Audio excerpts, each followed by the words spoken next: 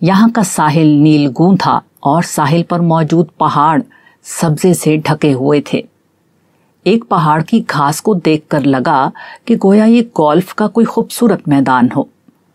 میرے لیے یہ بڑا غیر معمولی لمحہ تھا۔ ایک طرف خدا کے جمال کا یہ ظہور اور دوسری طرف اس کی یہ قدرت کہ میں دنیا کے ایک اور بر اعظم پر موجود تھا۔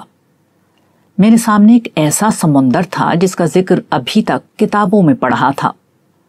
وہ سمندر جو ایک طرف زمین کے کنارے یعنی قطب جنوبی پر جمع ہوا تھا اور اس جگہ سرکشی کے ساتھ موجیں مار رہا تھا۔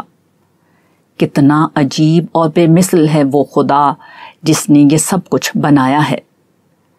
میں نے ایک نظر نیلگوں آسمان اور اس پر تیرتے بادلوں کے ہجوم اور ان سے چھنتی سورج کی روشنی کو دیکھا۔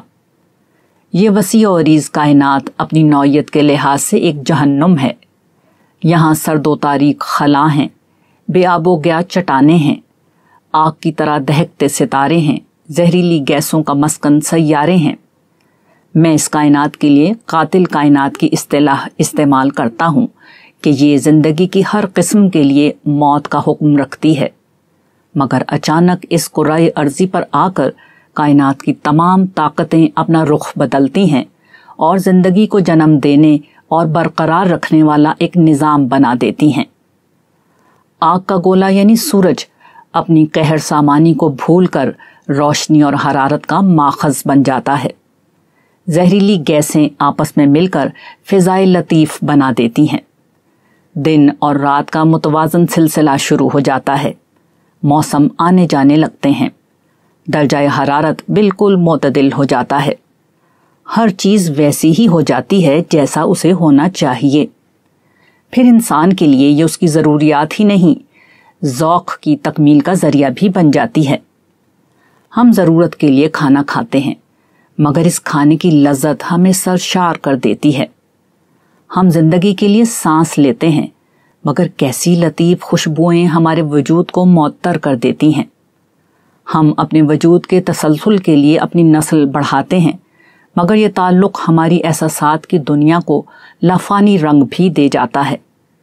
یہ چند مثالیں ہیں جو بتاتی ہیں کہ بنانے والے نے ایک جہنم کے اندر سے انسانوں کے لیے جنت بنا دی ہے۔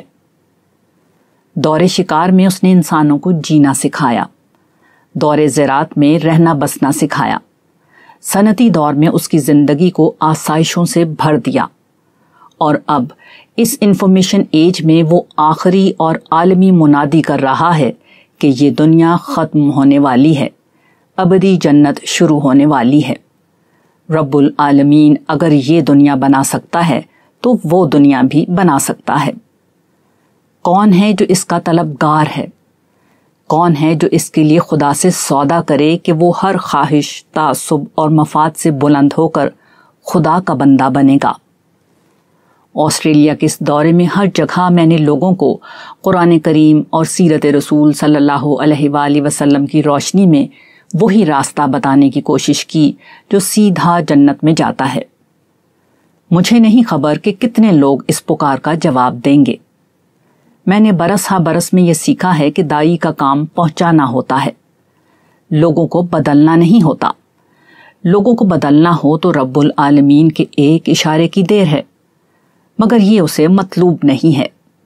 اسے وہ لوگ چاہیے جو اپنی مرضی سے اس کے سامنے جھک جائیں۔ جنت انہی کی وراثت ہے، جنت انہی کی ملکیت ہے۔